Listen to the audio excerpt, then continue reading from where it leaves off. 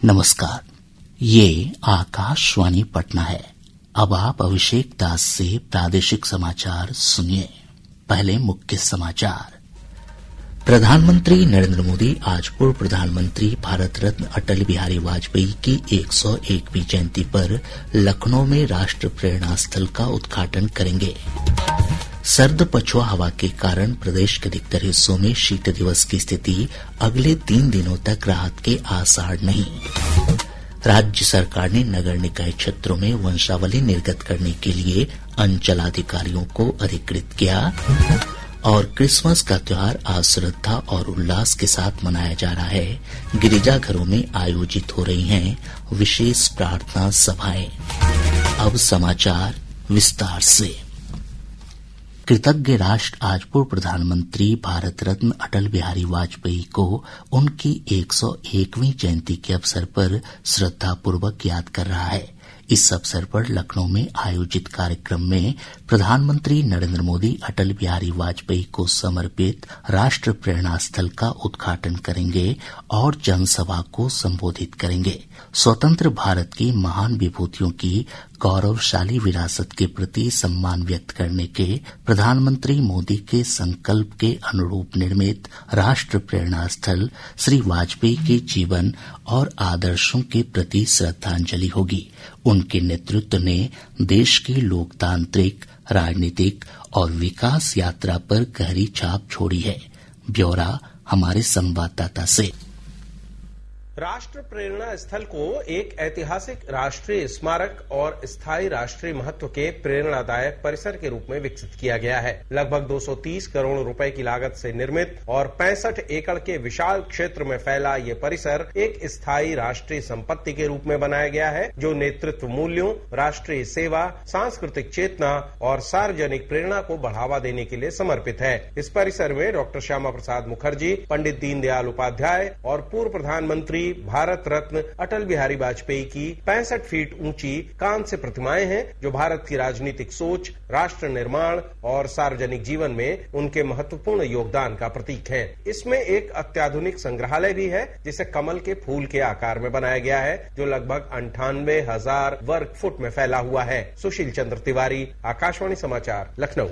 अटल बिहारी वाजपेयी की जयंती पर पटना के पाटलिपुत्र पार्क में आयोजित राजकीय समारोह में राज्यपाल आरिफ मोहम्मद खां और मुख्यमंत्री नीतीश कुमार पूर्व प्रधानमंत्री की प्रतिमा पर माल्यार्पण कर उन्हें श्रद्धांजलि अर्पित करेंगे।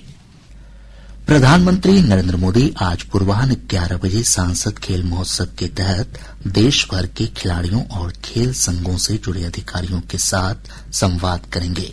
भाजपा सांसद रविशंकर प्रसाद ने ये जानकारी दी।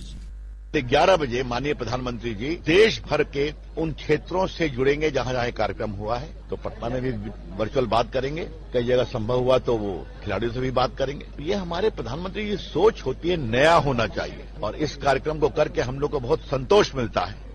इधर पटना के पाटलिपुत्र खेल परिसर में सांसद खेल महोत्सव का आज समापन होगा। खेल महोत्सव में पटना साहिब संसदीय क्षेत्र के खिलाड़ी योग, फुटबॉल, वॉलीबॉल और कबड्डी समेत विभिन्न खेल प्रतिस्पर्धाओं में हिस्सा ले रहे हैं।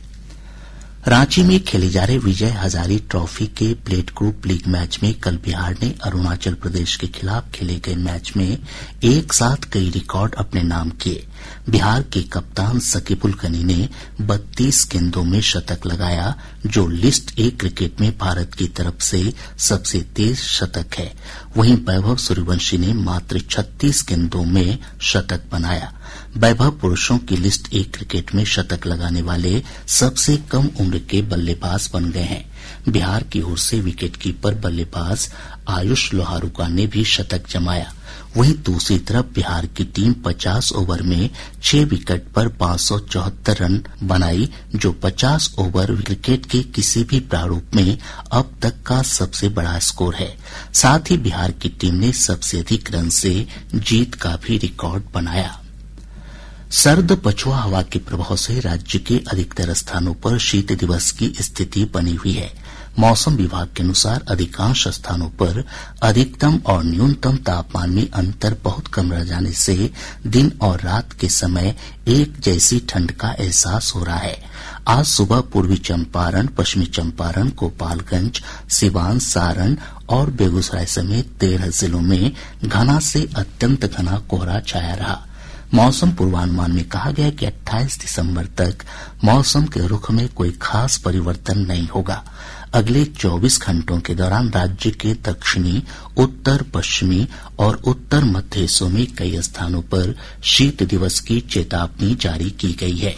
राज्य के दक्षिणी, उत्तर पश्चिम तथा उत्तर मध्य भागों के जिलों के कुछ स्थानों में घना कोहरा एवं शीत दिवस जैसी स्थिति होने की संभावना है एवं राज्य के उत्तर पूर्व भाग के 1 या 2 स्थानों में घना कोहरा एवं शीत दिवस जैसी स्थिति होने की संभावना है। दिनांक 26 दिसंबर 2025 से 27 दिसंबर 2025 राज्य के उत्तरी भागों के कुछ स्थानों में घना कोहरा एवं शीत दिवस जैसी स्थिति होने की संभावना है एवं राज्य के दक्षिणी भाग के 1 या 2 स्थानों में घना कोहरा एवं शीत दिवस जैसी स्थिति होने की संभावना है। इधर घने कोहरे के कारण दृश्यता का स्तर कम होने से सड़क, रेल और हवाई यातायात प्रभावित हुआ है। कल पटना हवाई अड्डे से 2 विमानों को रद्द कर दिया गया, जबकि 15 विमानों के परिचालन में देरी हुई। दरभंगा हवाई अड्डे से भी 5 फ्लाइट अपने निर्धारित समय से देरी से पहुंची। इधर राजधानी तेजस समेत लंबी दूरी की अधिकांश रेलगाड़ियां 5 से 10 घंटे तक की देरी से चल रही हैं। राज्य के नगर निकाय क्षेत्रों में वंशावली निर्गत करने के लिए अंचलाधिकारियों को अधिकृत किया गया है। राजस्व और भूमि सुधार विभाग के प्रधान सचिव सीके अनिल ने इस संबंध में आदेश जारी कर दिया है। इधर विभाग ने कहा है कि अगले वर्ष 1 जनवरी से भू अभिलेख पोर्टल के माध्यम से जमीन के कागजातों की ऑनलाइन नकल ली जा सकेगी। यह नकल राजस्व अभिलेखों की डिजिटल हस्ताक्षरित प्रति होगी, जो सत्यापित प्रतिलिपि के रूप में कानूनी रूप से मान्य होगी। इसके साथ ही राजस्व अभिलेखों की नकल निकालने वाली पहले की ऑफलाइन प्रक्रिया समाप्त हो जाएगी। राजस्व और भूमि सुधार विभाग के सचिव जय सिंह ने इस संबंध में आदेश जारी कर दिया है। आदेश में कहा गया है कि जो राजस्व अभिलेख ऑनलाइन उपलब्ध नहीं होंगे, उसे लेने के लिए भी ऑनलाइन आवेदन करना होगा। प्रादेशिक समाचार आप आकाशवाणी पटना से सुन रहे हैं। ताजा समाचारों के लिए आप हमारे एक्स हैंडल AIR News _ पर जा सकते हैं। क्रिसमस का त्योहार आज श्रद्धा और उल्लास के साथ मनाया जा रहा है। ईसाई धर्मावलंबी ईसा मसीह का जन्म दिवस क्रिसमस के रूप में मनाते हैं। इस अवसर पर लोग अपने घरों को क्रिसमस ट्री और जगमगाते सितारों से सजाते हैं तथा एक दूसरे को उपहार देते हैं। हमारे संवाददाता ने बताया कि क्रिसमस को लेकर गिरिजाघरों में विशेष प्रार्थना सभाओं का आयोजन किया जा रहा है। राष्ट्रपति द्रौपदी मुर्मू, उपराष्ट्रपति CP राधाकृष्णन, प्रधानमंत्री नरेंद्र मोदी, राज्यपाल आरिफ मोहम्मद खां और मुख्यमंत्री नीतीश कुमार ने लोगों को क्रिसमस की बधाई और शुभकामनाएं दी हैं।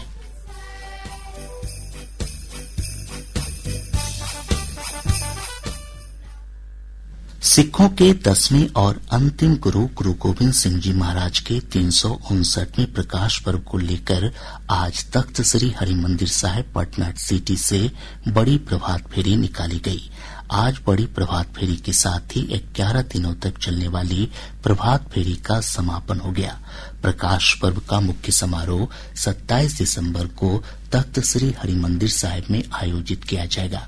इधर प्रकाश पर्व को लेकर देश भर से श्रद्धालु पटना साहिब पहुंचने लगे हैं।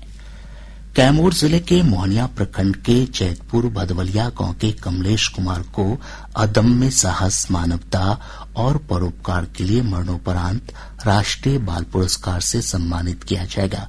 कल वीर बाल दिवस पर नई दिल्ली में आयोजित कार्यक्रम में कमलेश कुमार के परिजन यह पुरस्कार ग्रहण करेंगे। 11 वर्षीय कमलेश कुमार ने इस वर्ष जुलाई महीने में दुर्गावती नदी में डूबते एक बच्चे को अपनी जान की परवाह के बिना बचाया था। रेलवे भर्ती बोर्ड ने लेवल 1 ग्रुप डी के 22,000 पदों पर नियुक्ति के लिए अधिसूचना जारी कर दी है। RRB की वेबसाइट पर 21 जनवरी से 20 फरवरी तक ऑनलाइन आवेदन किए जा सकेंगे। सीबीआई ने साइबर अपराधियों से सांठगांठ रखने के आरोप में पटना के 2 बैंक अधिकारियों को गिरफ्तार किया है। गिरफ्तार आरोपियों में केनरा बैंक की सहायक प्रबंधक शालिनी सिन्हा और एक्सिस बैंक के business development associate Abhishek Kumar शामिल हैं। सीबीआई के अनुसार दोनों बैंक अधिकारियों ने साइबर अपराधियों का म्यूल अकाउंट अपने अपने बैंक में खुलवाया था। पटना और पूर्वी चंपारण जिले से पुलिस ने 4 करोड़ रुपए मूल्य के मादक पदार्थ, चरस और अफीम के साथ 7 तस्करों को गिरफ्तार किया है। पटना के मनेर के अस्पताल मोड़ के पास 1 किलो चरस, आधा किलो अफीम और 3 कार्टन शराब के साथ 4 तस्करों की गिरफ्तारी हुई है। इनके पास से 12 लाख रुपए भी बरामद किए गए हैं। इसके अलावा रक्सौल से पुलिस ने 7.5 क्विंटल से अधिक चरस के साथ 3 तस्करों को गिरफ्तार किया है।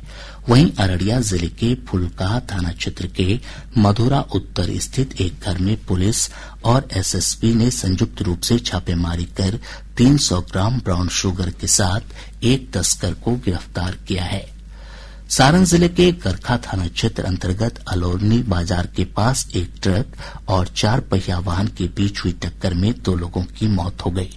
सुपौल की उत्पाद अदालत ने शराब तस्करी के एक मामले में एक अभियुक्त को 5 वर्ष कारावास और 1 लाख रुपए अर्थदंड की सजा सुनाई है।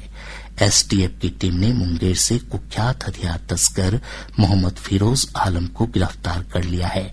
वह जमुई जिले के मिर्जापुर बरदा पंचायत का रहने वाला है और उस पर बिहार, झारखंड तथा उत्तर प्रदेश के विभिन्न थानों में हथियार तस्करी के कई मामले दर्ज हैं।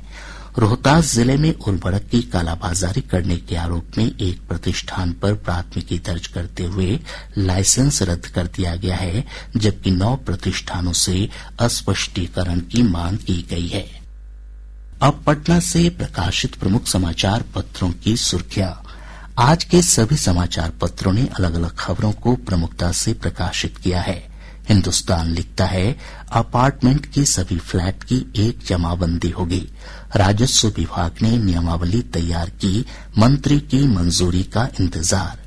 दैनिक जागरण ने लिखा है, 1 जनवरी से जमीन से जुड़े सभी दस्तावेज ऑनलाइन मिलेंगे। प्रभात खबर लिखता है, विजय हजारे ट्रॉफी में बिहार का वैभव, 574 रन बिहार ने बनाए, लिस्ट ए में सबसे बड़ा स्कोर। दैनिक भास्कर ने अपनी विशेष रिपोर्ट में लिखा है, जननी सुरक्षा योजना में मार्च से भुगतान बंद, 10 लाख माताओं की मदद रुकी। राष्ट्रीय सहारा के शब्द हैं, इसरो ने अमेरिकी उपग्रह को कक्षा में किया स्थापित। आज अखबार की सुर्खी है, भाषाई अकादमियों का होगा एकीकरण, कर्मचारियों का बढ़ेगा वेतन, दूर होगी आर्थिक बदहाली। और अब अंत में मुख्य समाचार एक बार फिर। प्रधानमंत्री नरेंद्र मोदी आज पूर्व प्रधानमंत्री भारत रत्न अटल बिहारी वाजपेयी की 101वीं जयंती पर लखनऊ में राष्ट्र प्रेरणा स्थल का उद्घाटन करेंगे। सर्द पछुआ हवा के कारण प्रदेश के अधिकतर हिस्सों में शीत दिवस की स्थिति, अगले 3 दिनों तक राहत के आसार नहीं। राज्य सरकार ने नगर निकाय क्षेत्रों में वंशावली निर्गत करने के लिए अंचलाधिकारियों को अधिकृत किया। और क्रिसमस का त्योहार आज श्रद्धा और उल्लास के साथ मनाया जा रहा है। गिरिजाघरों में आयोजित हो रही हैं विशेष प्रार्थना सभाएं। इसके साथ ही आकाशवाणी पटना से प्रसारित प्रादेशिक समाचार का ये अंक समाप्त हुआ। आकाशवाणी पटना से अगला समाचार बुलेटिन दोपहर 2 बजे प्रसारित किया जाएगा। नमस्कार।